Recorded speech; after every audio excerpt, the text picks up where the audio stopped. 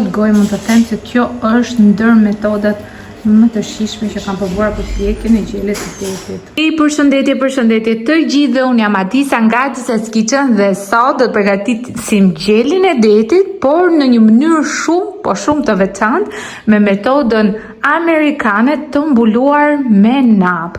Para se të fillojmë nga puna, mos harroni të bëni subscribe, të shtypni butonin e zilës, kështu njoftoheni sa herë postoj një recetë të re. Ne sot kemi mish, na ka ardhur halla e burrit dhe kemi vendosur që të përgatisim një gjel deti. Pas hapi dhe shumë thjesht, unë në fakt do e bëj në mënyrë të thjesht, jo siç e bëjnë amerikanët me shumë erza, thjesht do bëj mbulimin me nap, sepse napa i mban të gjitha lëngjet e gjelit të detit në brendësi.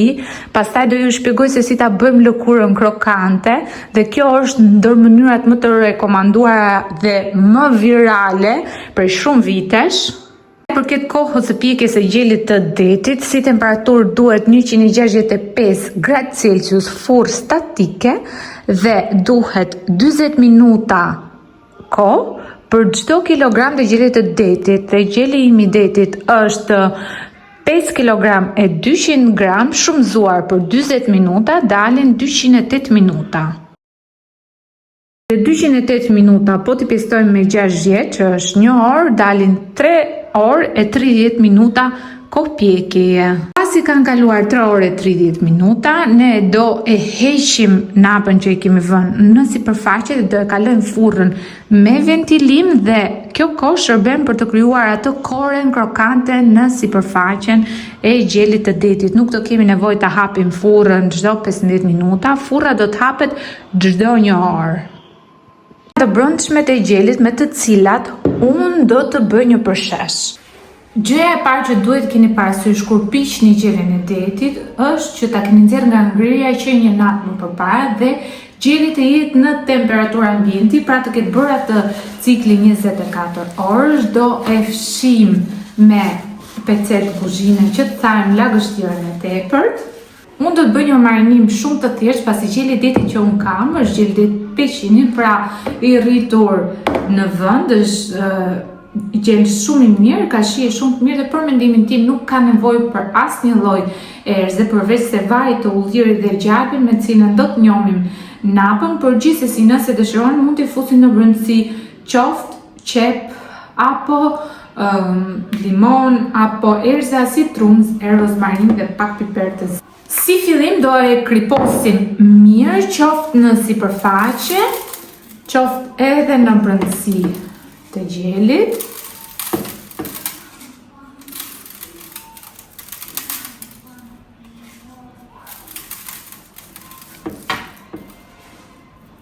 Pasi kemi shtuar kripën, do e masazhojmë mirë me vaj ulliri në të gjithë sipërfaqen e gjelit, si në pjesën e sipërme, ashtu edhe në pjesën e poshtme. Duhet të theksoj që nuk duhet absolutisht ta shponi gjelin e detit, sepse I thanë lëngjet, I dalin të gjitha lëngjet nga sipërfaqja. Vendosur të shkryj 160 gram gjalp, është gjalp fshati I freskët që unë kam të shkryer, dhe do na duhet një gjysmë gote lëng mishi apo lëng perimesh apo çfarë do lloj lëngu që të doni ju. Madje në recetën origjinale është me verë të bardhë, por unë do e bëj me lëng.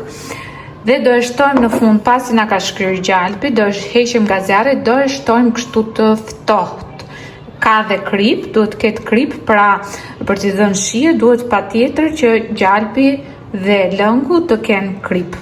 E kemi gati, do e heqim nga zjarri dhe do e shtojmë këtu gotën e lëngut, kështu do balancohet nxehtësia dhe nuk do të jetë shumë I ngrohtë. I vim tek napa me cilën do mbulojmë gjelin. Napa është 100% pambuk, e njëjta napë me cilën unë kulloj kostin, që bëj salcë kosti, që bëj gjizën, hera herës bëj dhe djath. Duhet ta keni larë mirë, sigurisht ta keni zirë dhe të kujdeseni që mos t'i keni shtuar aromra dhe gjëra, sepse kjo ju kalon tek gjeli I detit. Napën siç e kemi këtu, do e zhysim tek trecira e lëngut me gjalpin që ne kemi përgati.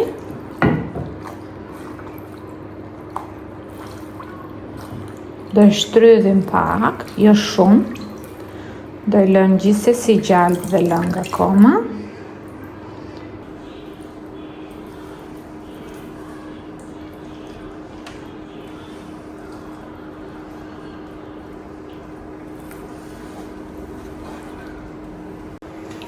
Unë e kam ndarë napën në 2 pjesë të barabarta për ta mbuluar më mirë. Ideja është që zgjidhni napë me përmasa që t'jenë të përshtatshme për të mbuluar të gjithë sipërfaqen e gjelit të detit ose të paktën ato sipërfaqe që do kenë kontakt direkt me nxehtësinë. Tani e kemi gati për furr, do shtoj në pjesën e poshtme vetëm 500 ml ujë dhe nëse uji na tha gjatë kohës që po e pjekim, do vazhdojmë të shtojmë akoma. Pra do e fusim në furr për 3 orë e 30 minuta, është një pjekje ngadalë dhe shumë e lezetshme, unë tani do dal, nuk ka nevojë që ta ktheni, vetëm pas çdo 1 ore do i shtojmë lëng në sipërfaqen e napës, që napa të jetë gjithmonë e njom, por kjo jo pa kaluar 1 orë. Mos e hapni furrën 100 herë sepse i ulet temperatura dhe kjo zgjat kohën e pjekjes. Thjesht lëreni furrën e mbyllur dhe zbatoni kohën. Vendosni alarmin në telefon, pasi ka kaluar 1 orë do të njomim napën dhe pasi të kenë kaluar 3 orë e gjysmë që përshtatet me kohën e gjelit ton, do të vim ta heqim napën dhe do ju them në çfarë temperature do e pjekim. Ose shumë thjesht, unë gjithmonë kështu e bëj pa e peshuar gjelin, zakonisht janë në masa të mëdhaja, 3 deri 4 orë pjekje i do me patjetër. Kam kaluar fiks 1 orë, tani e kam hapur furrën, do i shtoj pak ujë në fund sepse është tar uji.